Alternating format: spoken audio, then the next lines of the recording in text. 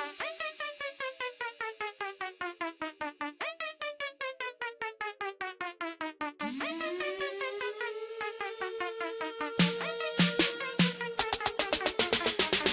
to the Godfathers of Podcasting, broadcasting live every Thursday at 8 p.m. Eastern. Now, in case y'all didn't know, they've been podcasting since before podcasting was even called podcasting.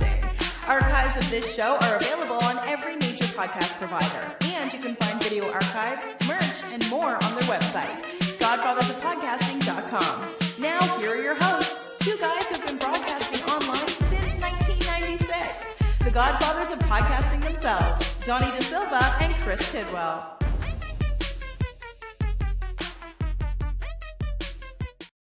Hello, everyone. It is Thursday, November 30th. This is the 159th installment of this program. And like the lady said, I'm Donnie, and the man over there is my longtime partner. We go together like red beans and rice, biscuits and gravy, and rum and coke. That is Chris Tidwell, Notorious TID. What's up, dude? You were doing just fine, man. Like red beans and rice, I'm okay with. Biscuits and gravy. I mean, anybody who's anybody understands my love for biscuits and gravy, you know. Right. But the last one, dude. Oh, you don't like rum and coke? No. What's your problem with rum and coke? It's not tequila and beer. I mean, I could have just said whiskey on ice, you know.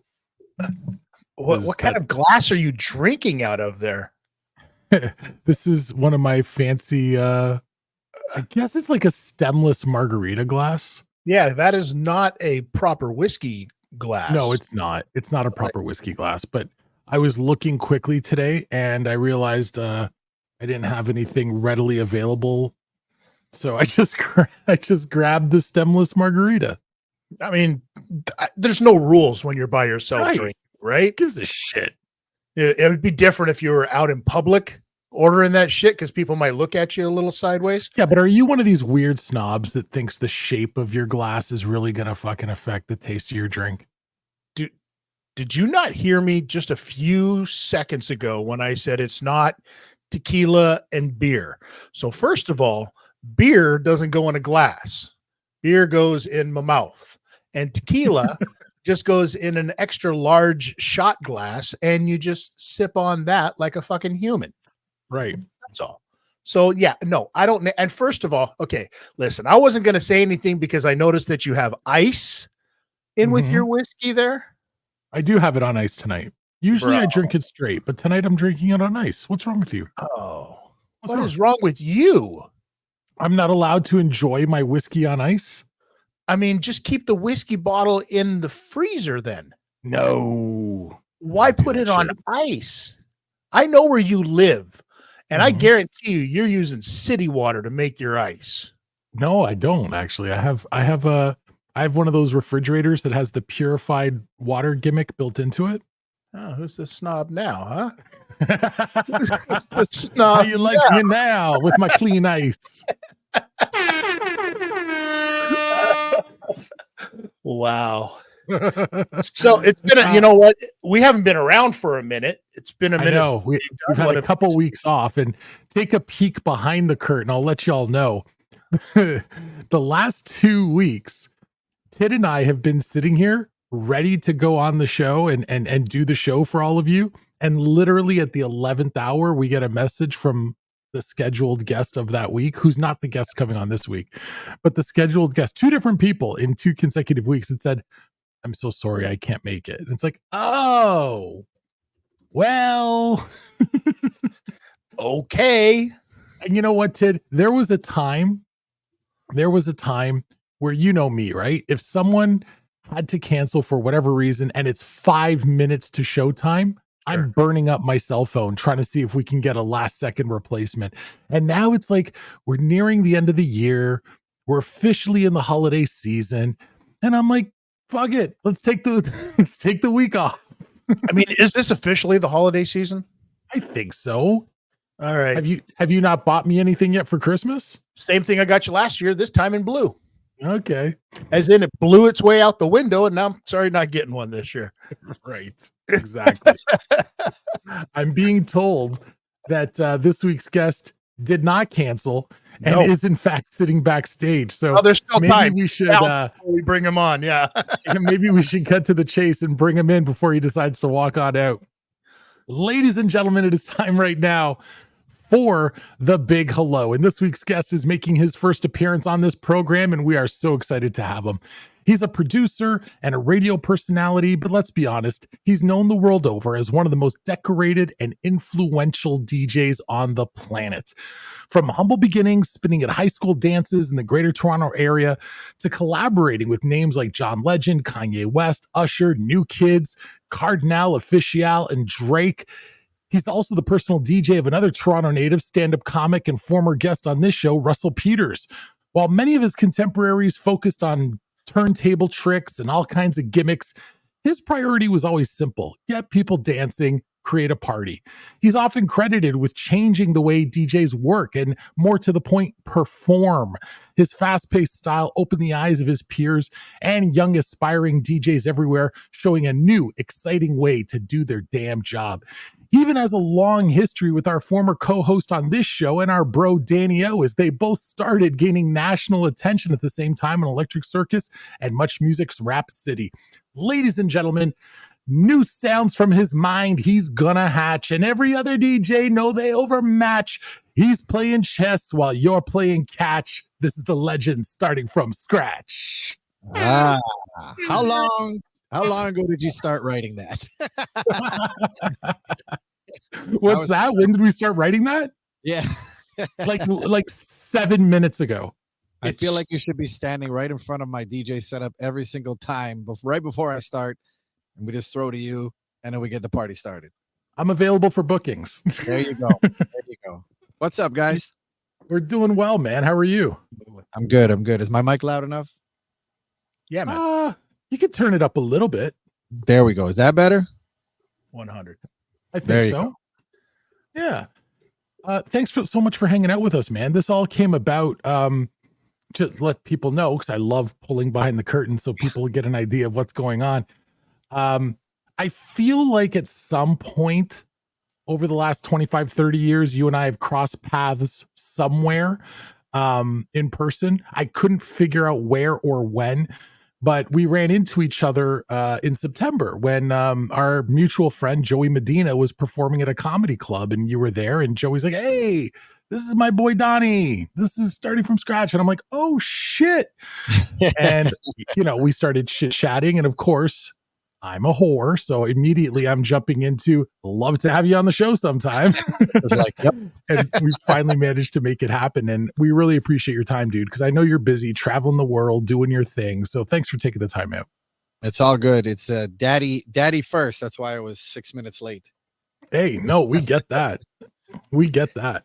Well, Tid doesn't get that, but he has like 12 dogs. So there you go. Same. That's even worse.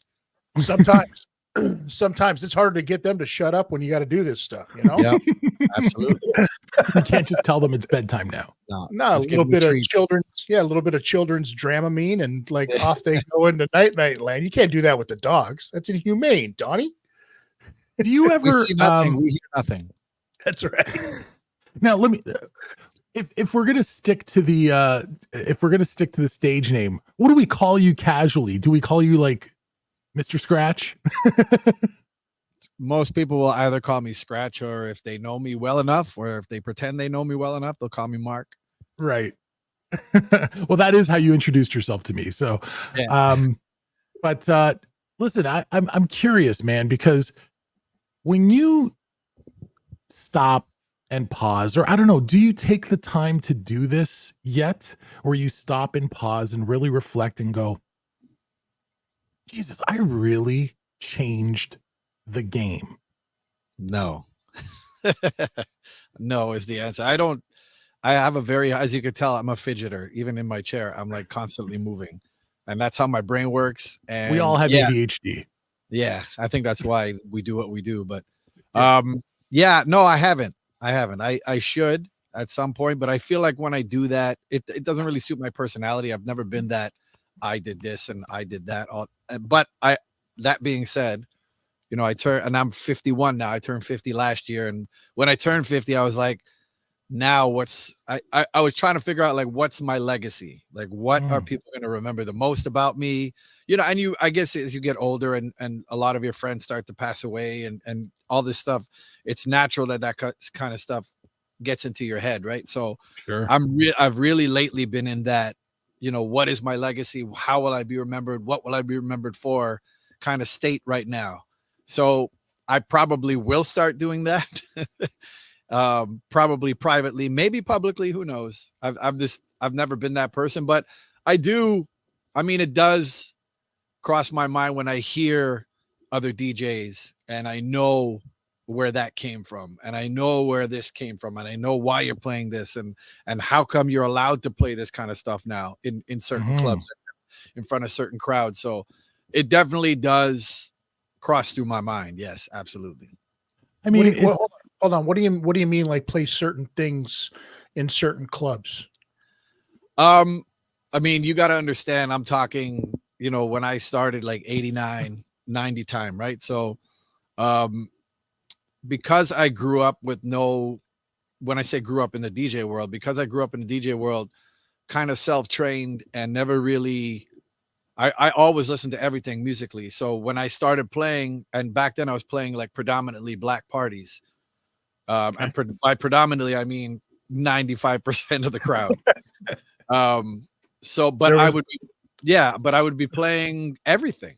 And I've always done that. I would be playing, like the Phil Collins and all this other stuff, but I would be mixing it in with everything else. And, our generation who in my age group, like most people grew up listening to everything because all we had was radio. And on the radio, you heard everything. Whether you liked it or not, like a lot of that 80s, the 70s, 80s stuff is just naturally instilled in your brain. Like you'll hear a song and start singing like, how the hell do I know the words to this song? It's just there. You know what I mean? So I never understood why I can't play an Eagles song and then play, whatever it was I was playing back then or that. And that's how I also started. When I first started, mixing has always been my biggest thing. So I would always enter DJ competitions and stuff, and everybody else would be scratching like crazy. And I would do a bit of that. But what I always noticed got people to turn their heads and be like, who is this guy? It was the mixing. I would just mix the craziest records together that had no business being mixed together. And then when I saw the reaction from those kind of crowds, I'd be like, okay, well, then I must be able to do this everywhere I go. And that's kind of what I've always done since. It's funny because that hallmark that really puts you on the map, right? Your ability to mix and mash up things that nobody would have ever predicted going together. That's now one of the most popular things on social media. Like you go searching on TikTok or whatever, there's these guys with millions and millions and millions of likes, and all they're doing is basically taking the vocal from one thing and putting it on top of the instrumental of something completely different. And people are all like, I want to buy this. I know. They're all going mental. And I know. Really what you were doing 25 years ago. Absolutely. And I mean, there was a lot of people even longer than that. There was a lot of people, like even when AM became really big for like the mashup scene and stuff. But when I say there was a ton of DJs across the world doing that stuff way before, right? And I mean, it is what it is. I kind of cringe every time I see people doing these mixes on stuff. I mean, some of them sound really good, but it is what it is. I mean, we do this on the fly. We do it in the party right there. Sometimes it works. Sometimes it doesn't. It is what it is. I mean, if people are doing it and it sounds good and do it, and they do it and it pushes the songs further, it gives songs new life, I'm all for it.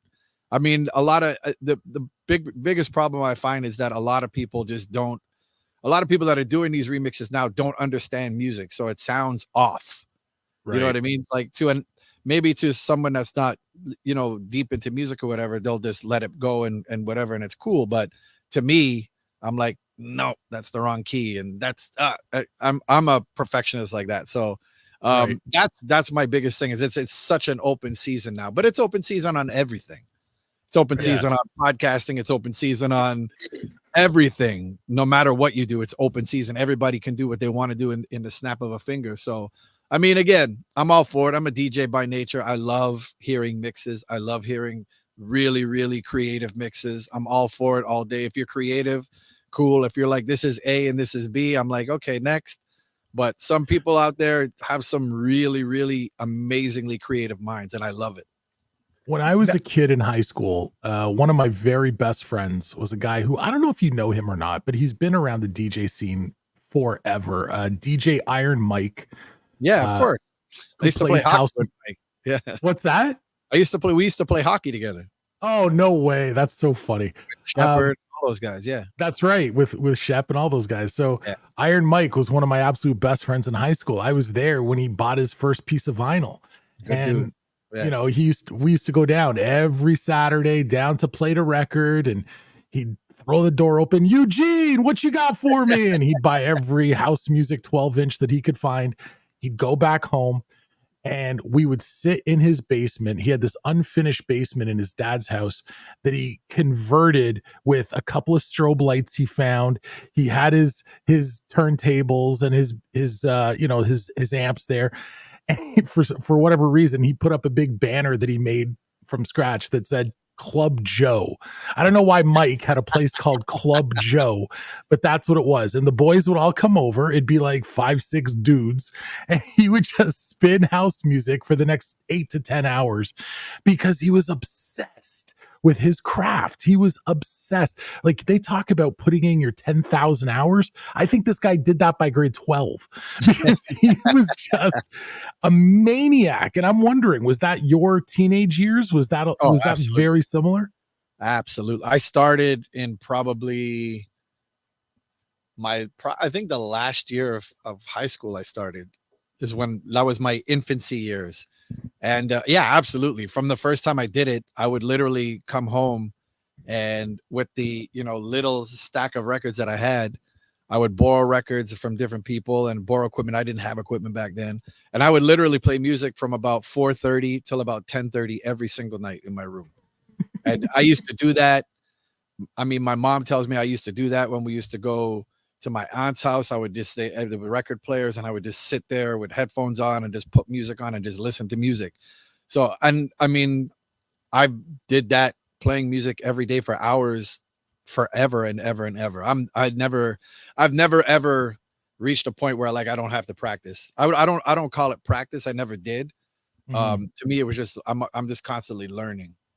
Do you still feel like you have more to learn when it comes to DJing, or is it now all about evolving technologies and evolving techniques more so than your own skill set? Yeah, absolutely. I mean, there's always stuff to learn. It's never because of the technology, you know what I mean? But even on the basic end of things, like with scratching and all that stuff, like that stuff has evolved so much. And I never really, even though it's in my name, I never really that was never really a forefront thing for me. I was good enough to get by and do what I had to do. But now, like, these guys are like ridiculous animals, like machines. And I mean, I wish I could, but again, I don't need to for what I do. You know what I mean? Like, people aren't coming to my parties for that kind of stuff. They want to hear music and fun. And so I'm all about that. But yeah, I mean, and especially now with technology and someone with a brain like mine for mixing and to be able to do so many things that, that would take me a lot longer to do on vinyl. Now it's just everything snap, snap, snap, snap. So I love where we are right now. And I also love not having to carry record crates anymore. That's a beautiful thing. But yeah, that part of the job sucked. Yeah. But don't you miss that? Don't you miss that sound? Like, have we gotten to that point yet? Because that vinyl sound, there was always just something. And I hear this, you always hear this from a lot of DJs and a lot of people that, play music and stuff, that vinyl sound was just something, there's something unique about it, right? Have we reached the point where that is coming up digitally yet, or what? I mean, with some stuff, I mean, you're never going to match it with, if you take like a 70s roller skating record or an early 80s hip hop record. Like, I don't think that feeling of will ever be made on digital the same. It's just it is a different feeling. It's just I think when DJs say that, yes, there's a different sound, but I also think it's just a different feeling. That's nostalgic for us, right? So, on a sound level, yeah, I mean, if you're listening to Beastie Boys and it's, Licensed to Ill, but it's a digital version, it's never going to sound the same as it did back then. Right. You It'll can't just be- compare vinyl to a piece of digital compressed audio. If you're a true audiophile, you're gonna hear the difference. Now, if you're the majority of the general public, fuck it. They don't care. But I mean, and by the flip side of it, with if they take a License to Ill or something from back then and remaster it and give it new life, like I'm all for that too. Like, why not? You get to hear things in the songs you never got to hear before because it was on vinyl. You know what I mean? With technology, they can do so much stuff now. So, yeah, I'm not. I mean, I have all my vinyl still, but I'm not that vinyl guy anymore. To be honest with you, I get asked to do vinyl parties. I'm like, the amount of time it would take me to go through the stuff and pick out and try and narrow down to be able to just bring a couple crates. Like, I don't know if I could do that. You talked earlier about, when we were all kids, you listened to a little bit of everything because your source for music was pretty much the radio. And, I don't know about you, man, but no, I do know because I know where you grew up. But when I was a kid growing up in the Greater Toronto area, there was no hip hop station. There was, there was nothing like that. You had the college radio stations for that. You had college radio stations, but when I was a kid, I wasn't even aware of that scene. You had the rock stations, you had top 40 shit, and you pretty much just turned it on and listened to the whole thing. And also, like, because our media wasn't digital, if it was a record or a cassette tape, you put that bitch in and you're listening to every single track from start to finish. I feel like now, with the proliferation of choice, people are so narrow in the band of music that they like. Like, these days, it's not even like I like hip hop. It's like a specific subgenre of hip hop, and like, it's so mind blowing to me that there doesn't seem to be this crossover anymore. And I feel like as a result, music has become really, really predictable.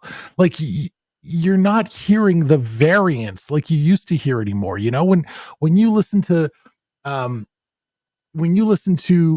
artists that were coming up in the 80s and 90s, hip hop artists, heavy metal artists, whoever, they're like, I was influenced by the Beatles, or I love the Rolling Stones, right?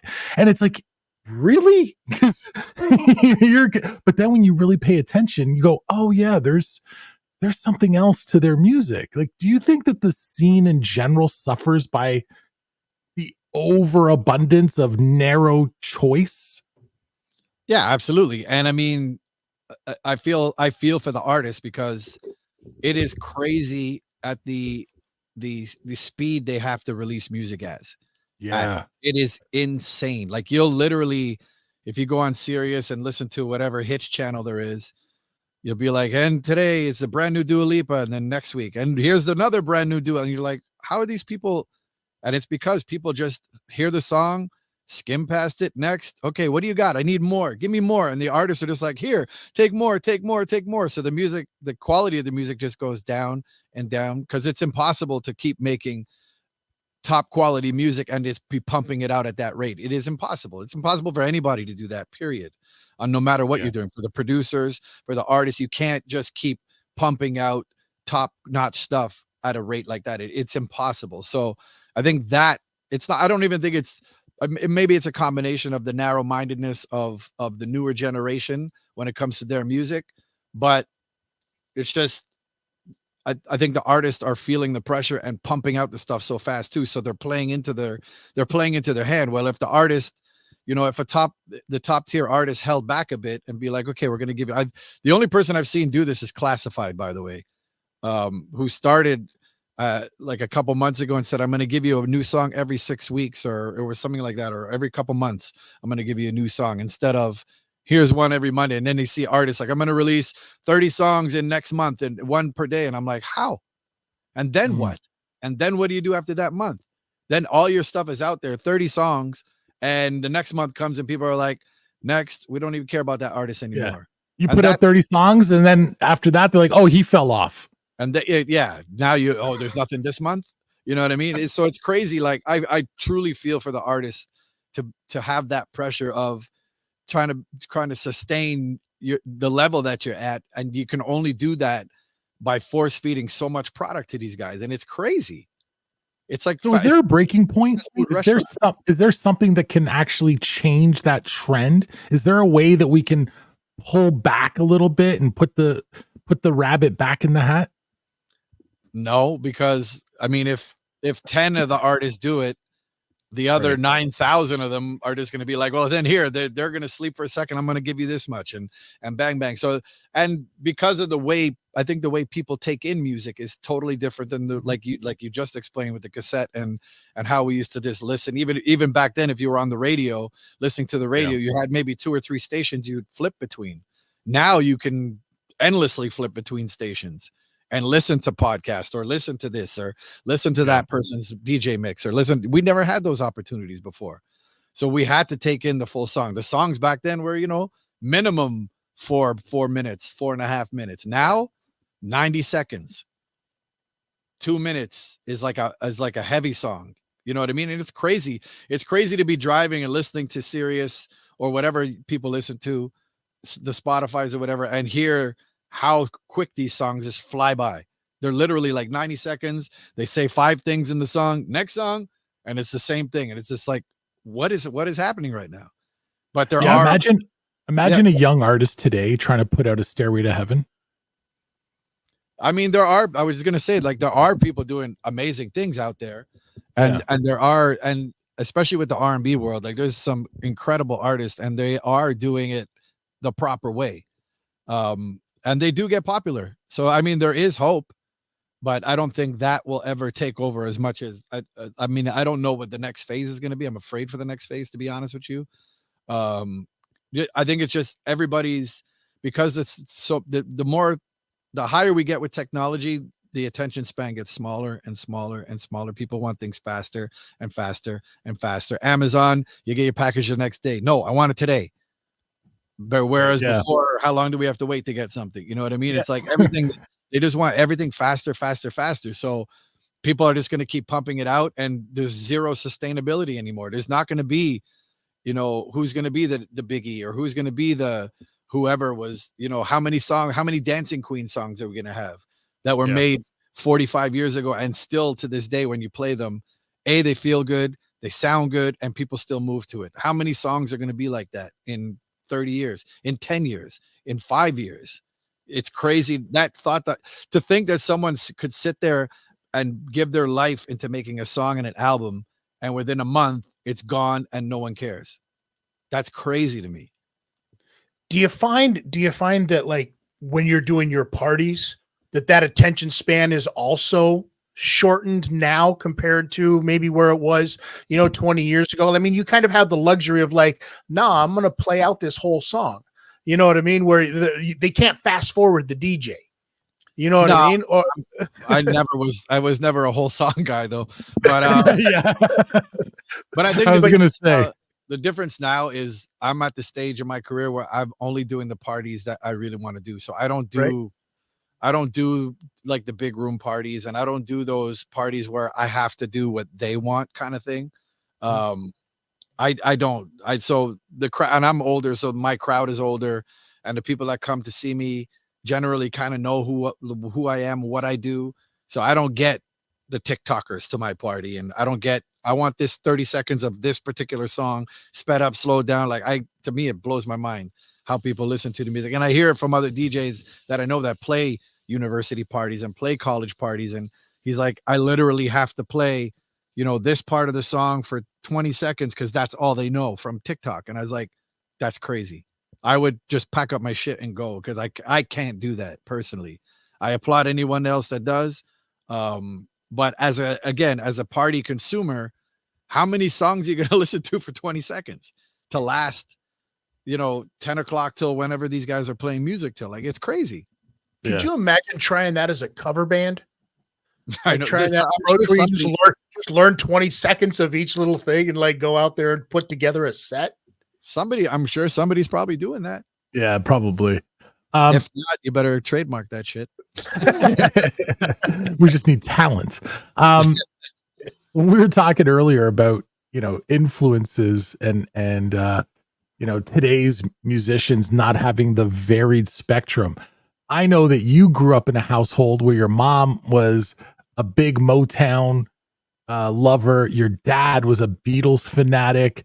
Do you think having that varied musical influence right from childhood really affected the way that you saw beats and the way that you see music? Absolutely. 100%. I mean, I never, and I still don't, I mean, I've said this so many times, but I don't separate music. Like I don't say this is like the first time I heard Backbone Slide, I never thought that was hip hop. I didn't even know what the hell hip hop was, to be honest with you. I was just like, this is dope. This song is crazy. It's nothing like I heard before. And then when I found out, okay, this is hip hop stuff. Cause even before that, like I knew who Public Enemy was and all this stuff, but it was never hip hop to me. It was just music. And then I was like, okay, well, if this is hip hop, now I need to learn more hip hop. Okay. So this is reggae. So what is reggae? Okay. This is reggae. Okay. Now I need to go learn reggae. And that's literally what I was doing for the first, 3-4 years of DJing. I would learn what is this? Okay. I didn't even know what genres were back then. Because even in high school, I hung out with everybody from the skinheads to the hip hop crew, to the reggae guys, to the polo wearing, new wavers. So I hung out with everybody because I loved all that music too. I loved Depeche Mode to this day, New Order. That was my stuff. But by the same token, back then I was listening to Special Ed and Public Enemy and all that stuff. And then I was introduced to reggae music when I moved up here. So it was like, and I love my house music. I've always loved my house music. So I'm a sponge with music. If it was, I went through a thrash metal stage. I was used to listen to like Anthrax and Slayer and Iron Maiden and all that stuff. And Motley Crue. I love Motley Crue. So I love all this music. And I still to this day, if I hear something, I don't really care what it is. You know what I mean? I never listened to country before, but if I hear stuff now, country's so popular now, I hear it. I was like, this is great. Yeah. I just you know what? You mentioned Depeche Mode. I've said this to people before and they look at me sideways. Depeche Mode was the first concert I ever went to that wasn't just about the music. They had these giant video walls set up on either side of the stage, and it was like watching a music video for 2 hours. Was that at the exhibition? Is that the one? No, that was at Kingswood at Kingswood at Canada's Wonderland. Gotcha. RIP to Kingswood. But they had great shows there.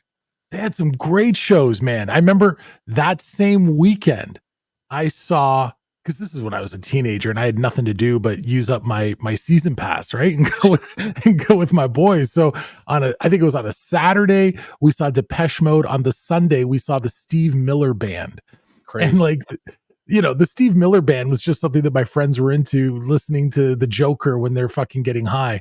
But Depeche Mode, it was like these two giant video walls and just crazy psychedelic effects and all this shit. Like, it was immersive. Now you're hard pressed to find a concert today that isn't like that, right? Yeah, absolutely. But that didn't exist back then. And they really helped change the game in terms of live presentation of music.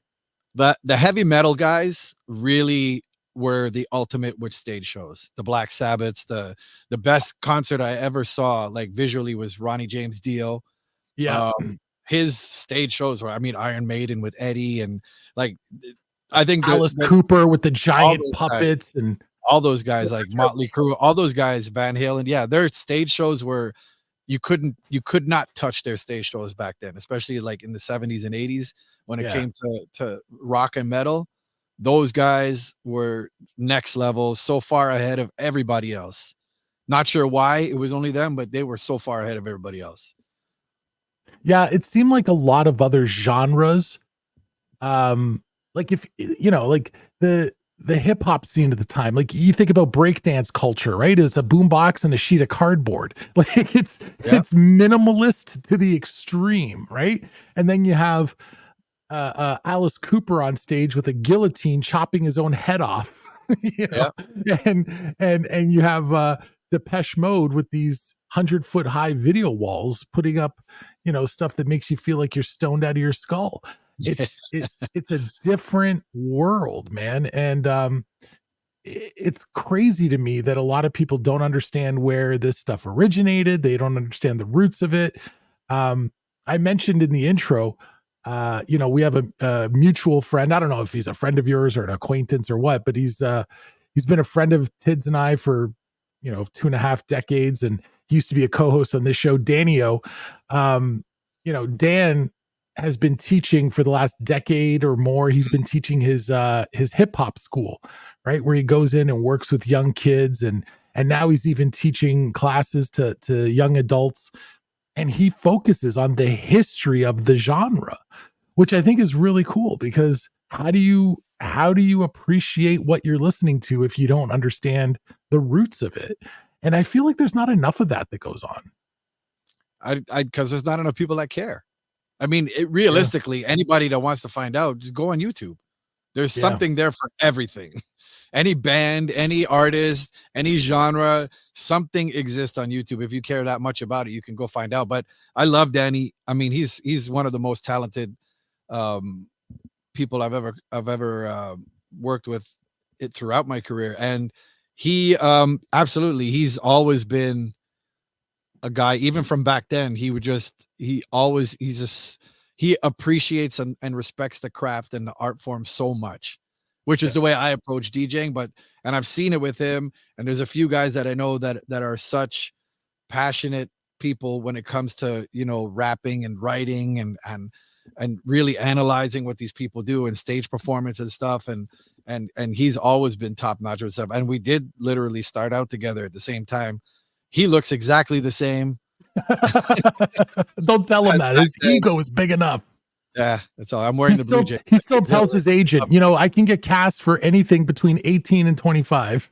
Yeah, and he could.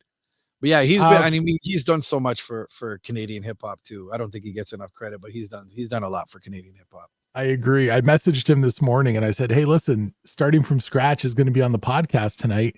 You have any interactions or funny stories that you can give me that I can throw out there?" And he goes, "Not really, bro, but here, check this out."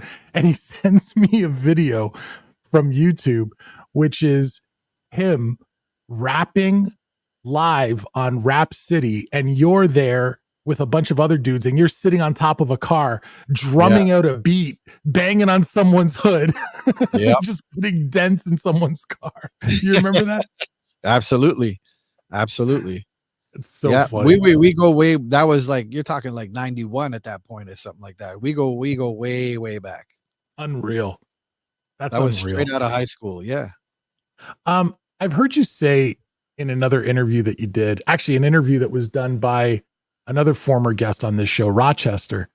I heard you say in that interview, because they asked you, how did you really establish yourself south of the border? How did you establish yourself internationally? And your answer I thought was fascinating. You're like, I really didn't. I did it from home, and people came to me in Toronto. They saw me spinning, they saw me playing, and they dug it. And that's how my name got built up internationally. And I thought, man, that is counterintuitive to what everyone else seems to think you have to do, which is tour. And it kind of reminded me, not a perfect comparison, but it reminded me of the 90s grunge scene in Seattle, right? Where you had all these amazing bands that were just playing these little clubs in Seattle, yet everyone knew about them before they blew up because that scene was so fucking hot. Talk to me about that time in your life when you're playing clubs in Toronto, you're doing what you want to do, and now you're gaining this notoriety outside of Canada, and people are traveling to come see you play. What was that like? Well, yeah, I mean, I wouldn't say they're traveling to come see me play, but I was definitely they were. I was a bonus feature on their trip. But you know what it was? I was literally, at those times, I'm living in my mom's basement. You know what I mean? I have no day job. I'm playing literally like 6 nights a week, 7 nights a week. And I've never been there's two main reasons that I never was that 300 days a year touring guy. A is because I built up such a strong thing in Toronto, and Toronto was the toughest place to play. Like Toronto was really a tough, like if you impressed Toronto crowds back then, you made it. That was really like a stepping stone. Like, yeah, I did it. And the fact that I was, really doing it here, I was like, well, I don't want to go anywhere else. I mean, it was partly my ignorance, but I was like, I don't feel the need to go anywhere else. I'm doing what I want to do here, and I'm playing for crowds that understand the music. I had gone to play like the Buffaloes and that kind of stuff, and just watching the crowds, like especially in the US, a lot. I mean, I don't know how it is today, but hopefully not the same. But back then it was very, the US DJs would play the same song like 8 times in the night if it was a big song. You know what I mean? And the crowds would literally, they would play the song, the crowds would go on the dance floor. Transition to the next song, they're off the dance floor. And I was like, what the fuck is going on? How does this happen? And I was like, I don't want to be part of this.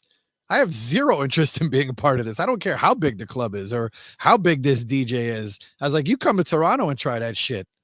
They'll throw shit at you in a heartbeat. You know what I mean? Like, and I've seen it. So I was like, I didn't want. So it was like that thing of, I wasn't a super fan of traveling that much.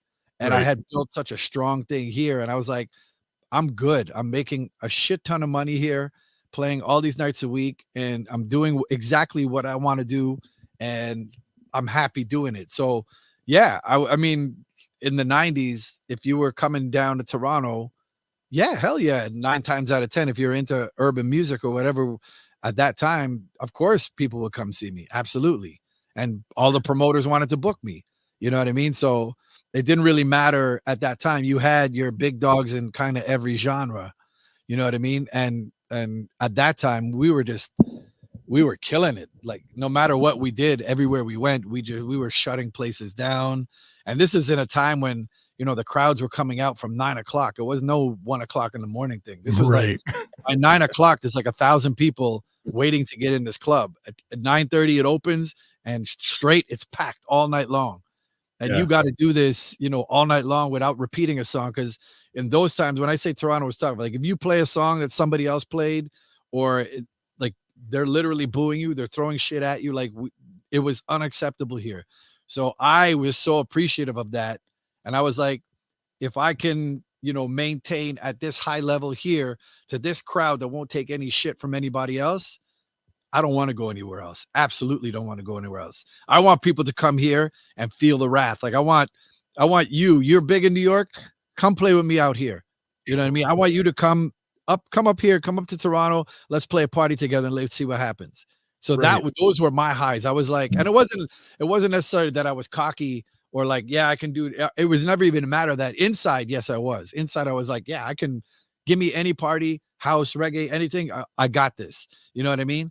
But I just loved having those moments where it was like, it was like a my house kind of thing. You know what I mean? Like I still to this day, I love Toronto. I love playing Toronto the most out of anywhere I've been in the world. And I'll say that till the day I stop DJing. Cause even now, to be able to do these parties that I do now, when I'm in my phase of only things I want to do are my own kind of events.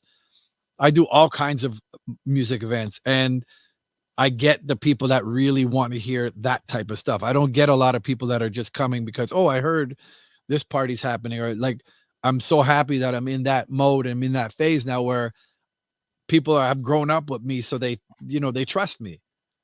If you grew up with me for 30 years while I'm DJing, then you have that trust for me that if I'm doing, whatever, a yacht rock party, it's going to be a fun yacht rock party. If I'm doing a reggae party, you're going to hear stuff that you want to hear.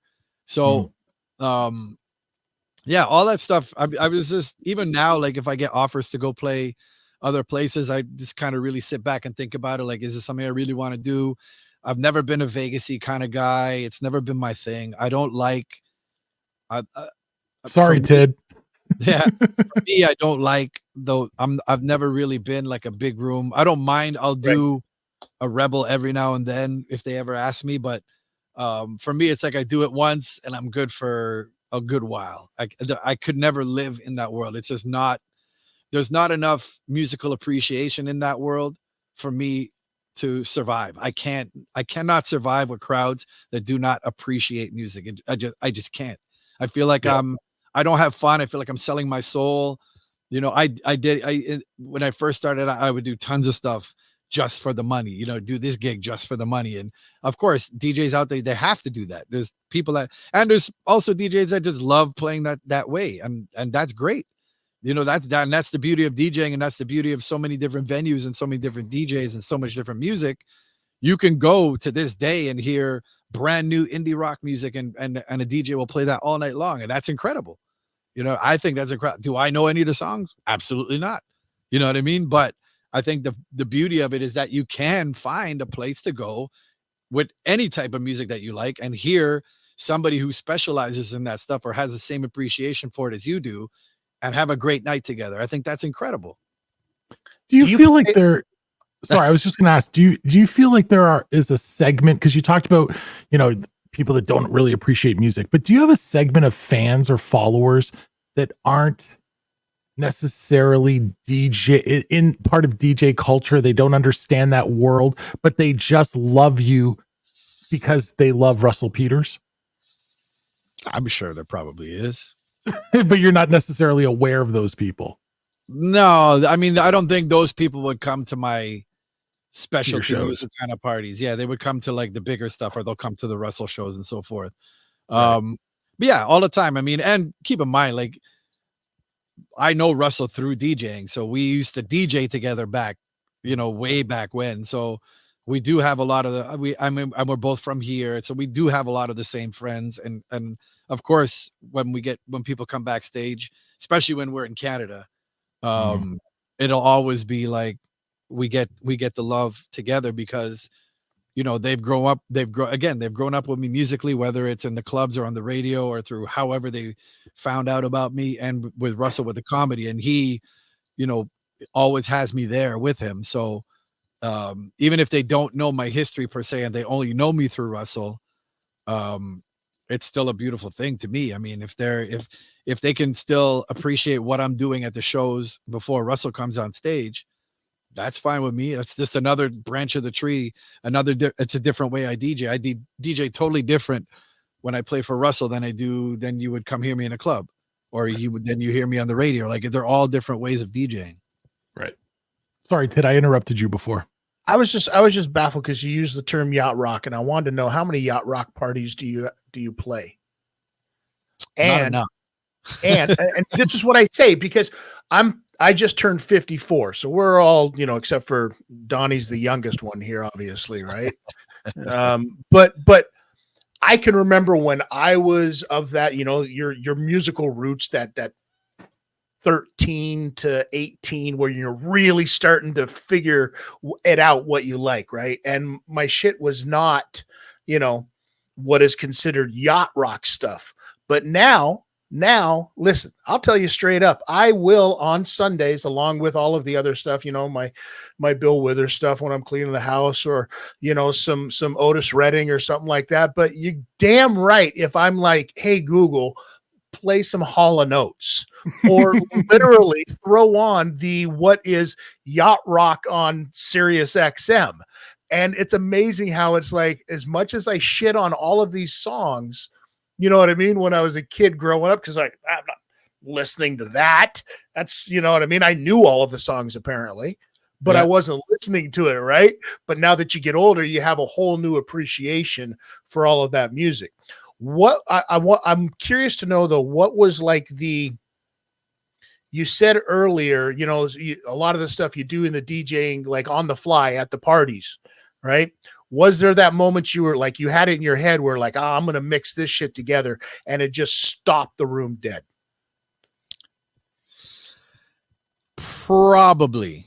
There's no instance where I could say yes, it did, but I'm sure it probably did. I'm sure it probably did. And I think that added to everything.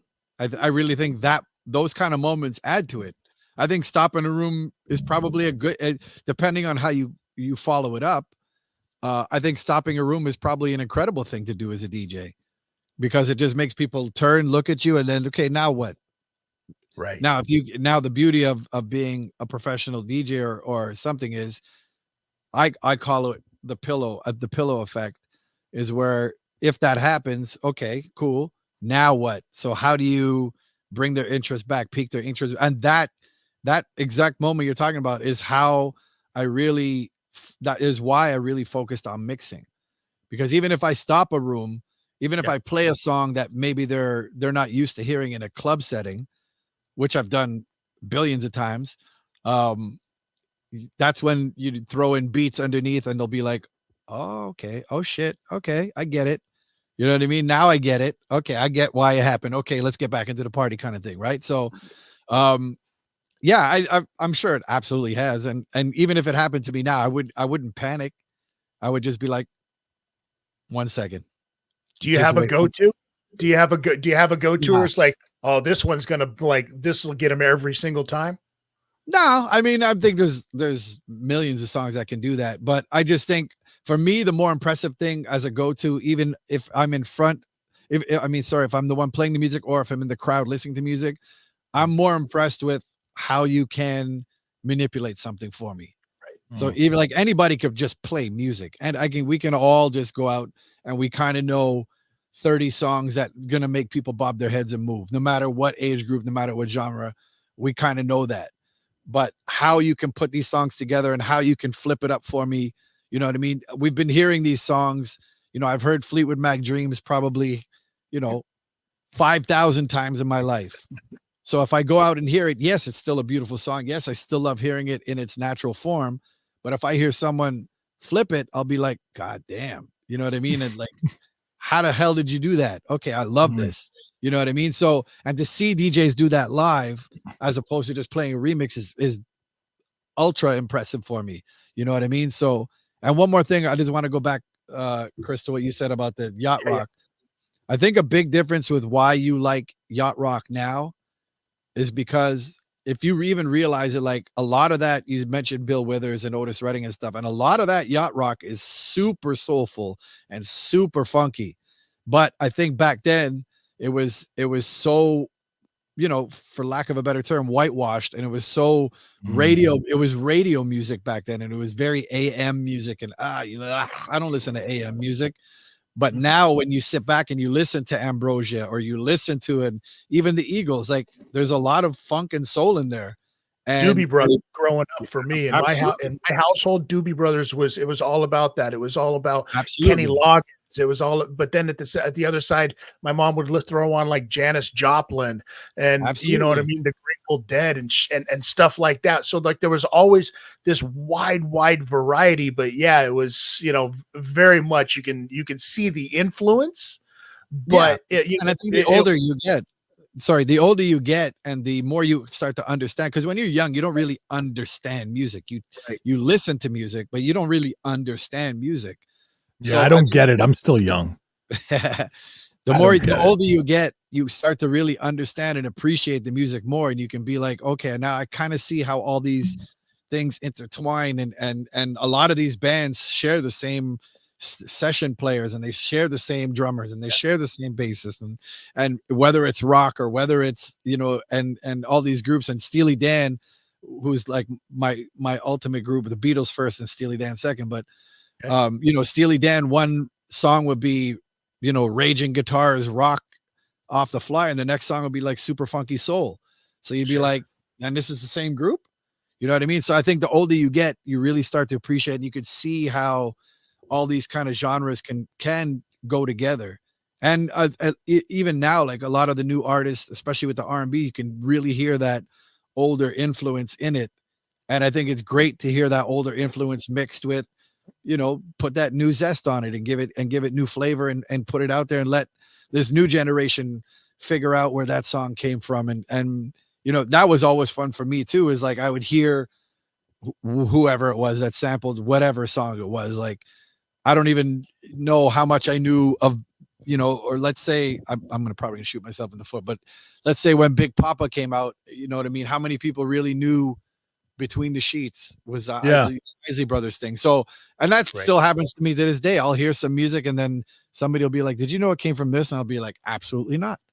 You know what I mean? I think that is what keeps that passion and that love for music for me going all the time. Because you can, I was just on. I'm not like an avid Spotifyer, but I was on Spotify today, just looking through people's lists just to get caught up with stuff. And I'm like, there's so much music out there. I don't even know where to start. But then you listen to a lot of these songs and you can hear they're just regurgitating, songs. Now they're so bold. It's like songs from 4 or 5 years ago. It's not even old shit. They're not even reaching back. It's just like this. Ja Rule did this 5 years ago, 6 years ago. I'm going to do it again. You know what I mean? So, and the people love it because they weren't even familiar with that 5, 6 years ago, which is crazy. But again, if these kids are, if these kids are 13, 14, 15, it's all new back then. Yeah, they were super young back then. So you just hope that this new generation will fall down that rabbit hole like we all have and be like, okay, so he sampled this and this is where it came from. And oh, this is crazy. Now I can listen to this music. Like I've cussed so many people in my ears of just how can you listen to one genre of music only? It drives me crazy. I don't understand it. I get that you may not like another genre of music. Like, if someone was playing like country twang to me back in the days, I'd have been like, I'm not old enough for that yet. And I understand that because you do have to appreciate different genres at a different times in life, I think. You know what I mean? And I just can't understand. People are like, oh, I don't listen house music. And I'm like, how can you, what? I don't get it. Like, have you heard this song?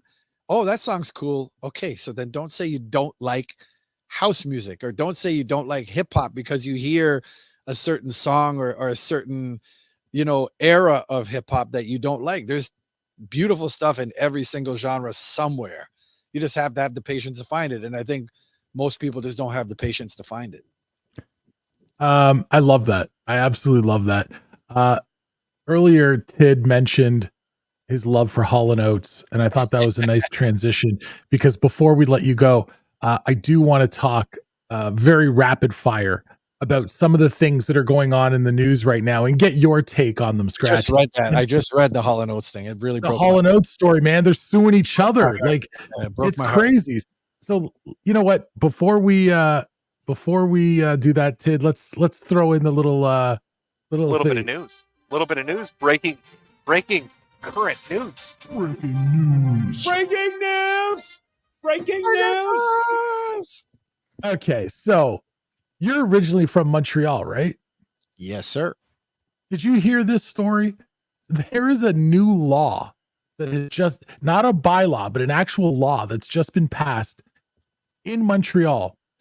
People will be fined up to $1,000 for bad odor in a public library. Only in the library. That's my first question. Why are we restricting it to libraries? Like, you're on to something, right? Let's fucking punish people for hygiene. And of all bibliotech, do it, Montreal. Like, nothing surprises me in Montreal anymore in Quebec, to be honest. Absolutely nothing surprising. The ignorance has gone to an all-time high. It is crazy. I have tons of friends still out there, and I hear complaints all day long. It is crazy. Some of the stuff I heard, even last time I was there, I always ask when I go back, I'm like, how are things now? And I was asking about, how, because, it's gotten so bad where if you speak English there, they basically like spitting on your shoes. It's crazy. Forget like, it. Who are you? Get out of here. And my friend was telling me about a lady who died because she called 911, but was speaking English, and the lady wouldn't talk to her and answer. And I was like, what? Wow. How is this even possible? That's wild. So, but again, I was like, this is crazy. And then I was like, but still not so shocking for Quebec. Still not so shocking. I don't know if you're an NBA fan or not, but NBA Commissioner Adam Silver made a comment recently about expansion, and he mentioned Seattle, Las Vegas being strong candidates, but then he also threw out Mexico City, Vancouver, and to many people's surprise, Montreal. And of course, everyone starts, oh, Montreal needs a team. And I'm like, fuck that. I am not ready for Montreal to start throwing their language law bullshit at the NBA. We need French speaking players. Everyone has to be from Cameroon. That's it. Like, fuck that. I'm not down. I can't see that. I can't see that surviving, nor Vancouver. I don't think Vancouver is ready for that either. Mexico City. I think Mexico City would probably be the one. Vegas, obviously, that's a no-brainer. Vegas is money. Seattle's getting a team back. Yeah. On that whole thing though, about like smelling bad and getting charged, I'm trying to figure out smelling bad according to whom. Well, because that's when I go to Montreal, everyone reeks of smoke. Cologne. Yeah, it's mixed. But what if you just spray a bad cologne? That's not. What if you use Sex Panther? They all smell like Marlboros to me. Yeah, I mean, who's really the judge of that? You're gonna catch that one asshole that works in the library. It's just gonna be throwing out fines because they get commission off the fines or something. Yeah, I don't. That sounds like a very racist law, by the way, too. It sounds like they're really trying to target some groups in that one. I mean, it's Montreal, so like I said, nothing surprises me. Did you have a story you wanted to throw at Scratch? Well, we were talking about this one, and I wanted to get your take on it. There was a church service attended in Germany, okay, and all of these people showed up for this church service, and the entire sermon was done in Chat GPT. Like they put up a screen, they had a minister, show up on the screen, and the entire thing was done in Chat GPT. Have we got to the point yet where DJing can be done AI? It's already not necessarily AI, but it's already been done. But yeah, I mean, we go back to WKRP, like the DJ 5000 or whatever it was, the machine. Even now, it's like guys are doing sets in wherever they are in the world. Let's say a guy's doing a set in Germany, and they'll take that feed and put it in a club in Italy at the same time. So it does happen. But I mean, not being done by like a live stream to some other club. I mean, literally, like this is AI enhanced. They created this entire sermon. Do you think they'll be doing like creating sets AI as well? Yeah. Coming to Vegas really soon. Guaranteed. And people will flock to it because I think it's easy to do for a club, as long as you have somebody that can just sit behind the scenes and program a night and be like, put these songs in this order. And you just have, I mean, in reality, when you go to a festival or EDM festival, it's pretty much what it is. A lot of these guys are playing the pre-record mixes and they're just up there twiddling knobs and the light shows are going and all that stuff. So I think it's already out there and it's been out there for ages, but I guarantee. And I think it's definitely not far away if it's not being done already. And it's fairly easy to do. Are you telling me that these hot chicks in bikinis that I see standing behind DJ tables, a lot of them aren't really DJing? Sorry to be the one to break the news to you. Have you seen a lot of the big name dudes out there too are doing the same shit? So I don't know what kind of movies you're into. Have you seen the movie Pop Star with Andy Samberg? How old is that? I feel like I have 7-8 years. Yeah, I feel like I have. It's like a mockumentary. Yeah, and it's got a million celebrity cameos in it. Yeah. It's this whole thing where Andy Samberg and his two childhood best friends, they're a 3-man boy band, and then he eventually spins off and becomes his own pop star. And one of the guys from his old crew becomes his DJ. And then the DJ is like getting pissed at Andy's character. He's like, what do I even do anymore? I push play on my iPod and that's it. Yeah. I remember that. It's not that far-fetched. Anyone out there who's never seen that movie, go watch it. You'll laugh your ass off. Okay, you said nothing in Montreal surprises you. What about Brampton? In Brampton, Ontario, there's a story from this past week. Snow began to fall and a vehicle was stopped on Queen Street East in Brampton, Ontario, doing 153 kilometers in a 60 zone.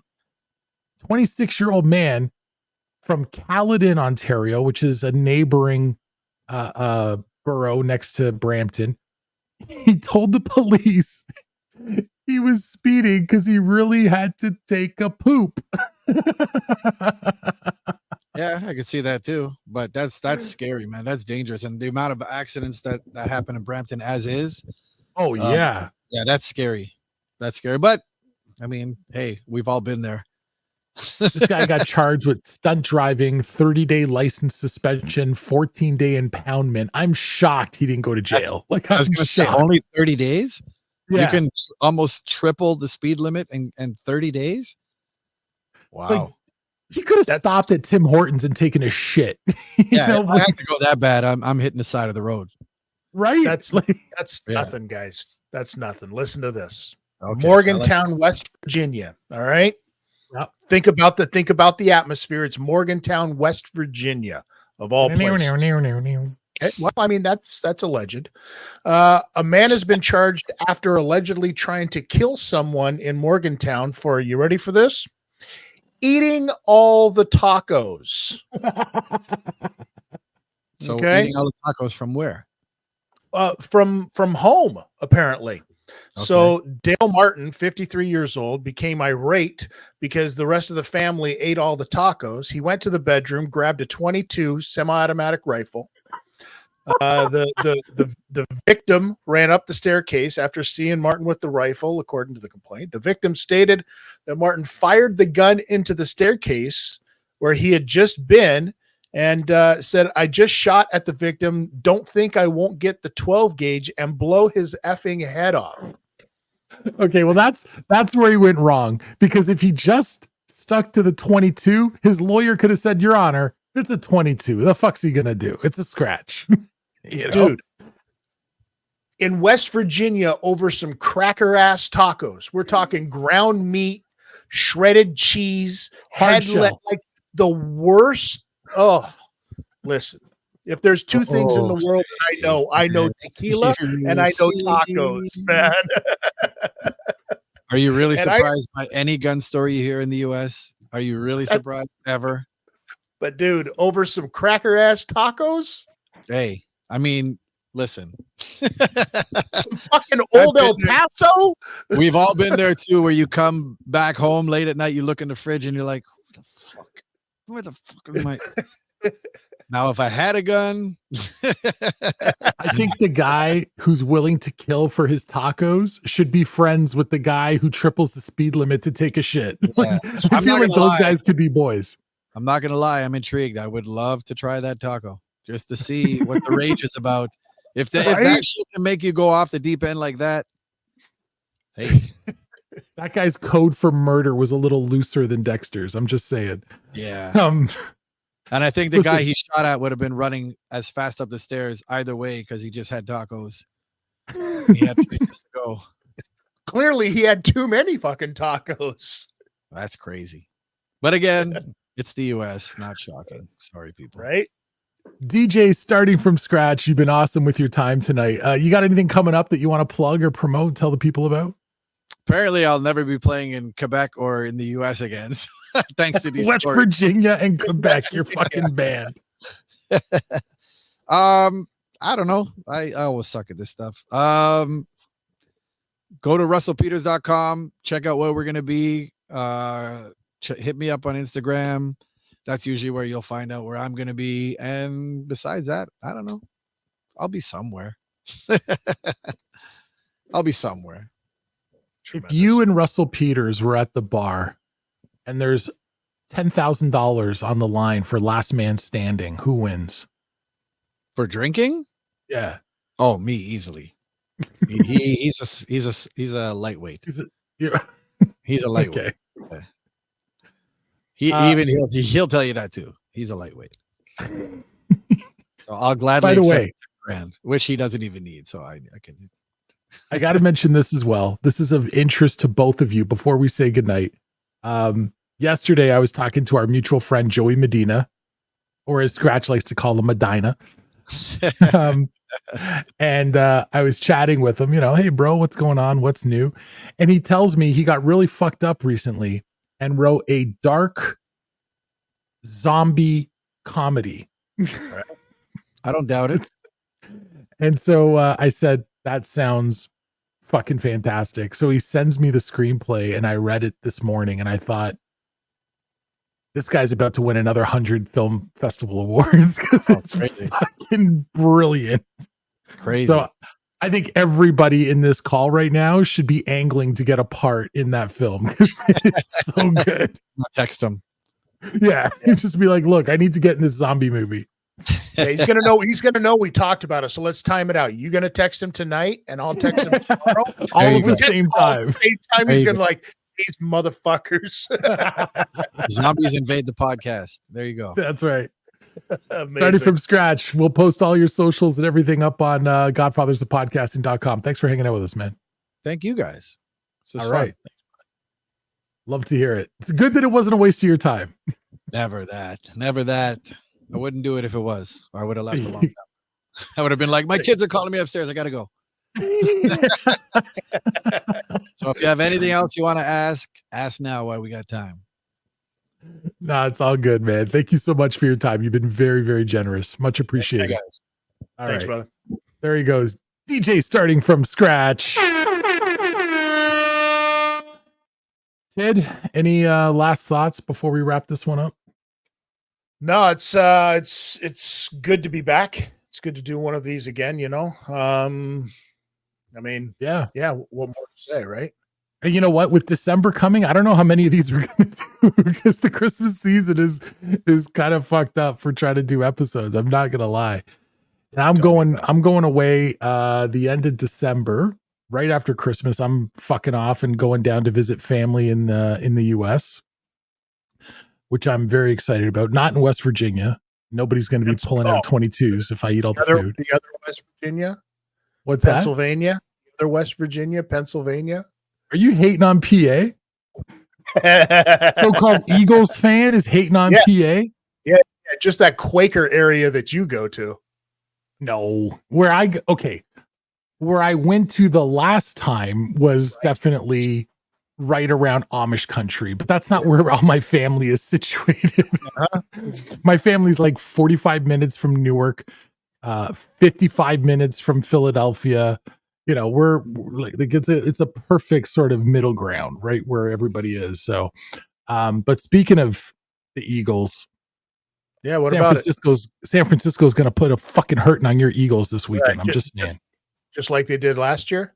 They're going to put a fucking hurting on the Eagles this year. That's all I'm saying. This weekend. Yep. Okay.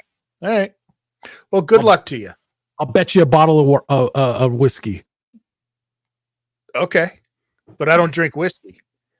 Fine. You pay me in whiskey. I pay you in really low grade tequila because I can't afford the shit you like. You want to play this game? Nope. I can't afford the shit you like. $700 a bottle. We'll do it up nice. You can bring over a nice bottle of tequila. I've got a bottle of Johnny Blue downstairs in the bar, right? And we'll enjoy some Christmas cheer and and laugh about how bad the Eagles beat up on the San Francisco 49ers. You've got a bottle of Johnny sitting down there, just literally fucking collecting dust, doing nothing, just collecting dust. You should just be offering that up to your boy anyway. It's just collecting dust. No, it's in a case. The case is collecting dust. It's dusted all the time, bro. None of those bottles get dirty. Some of them don't stick around long enough. Ladies and gentlemen, that's Tid. I'm Donnie. Go to godfathersofpodcasting.com for all of our links, our socials, and everything else. You'll see everything that we're up to up on there. Thanks so much to DJ Starting from Scratch for hanging out with us tonight. And thanks to all of you for checking this out. Make sure you tell a friend, tell a loved one, hey, tell someone you don't fucking like. If you don't like us, tell someone you don't like and prank them and be like, hey, go listen to this shit. And, you'll get over on them somehow. I don't know. It's Tid. That's Donnie. It's episode That's 159 in the books. We'll see you next time. Fuck this shit, I'm out. Mm-mm. Fuck this shit, I'm out. No thanks. Don't mind me. I'ma just grab my stuff and leave. Excuse me, please. Fuck this shit, I'm out. Nope. Fuck this shit, I'm out. Alright then. I don't know what the fuck just happened, but I don't really care. I'ma get the fuck up out of here. Fuck this shit, I'm out.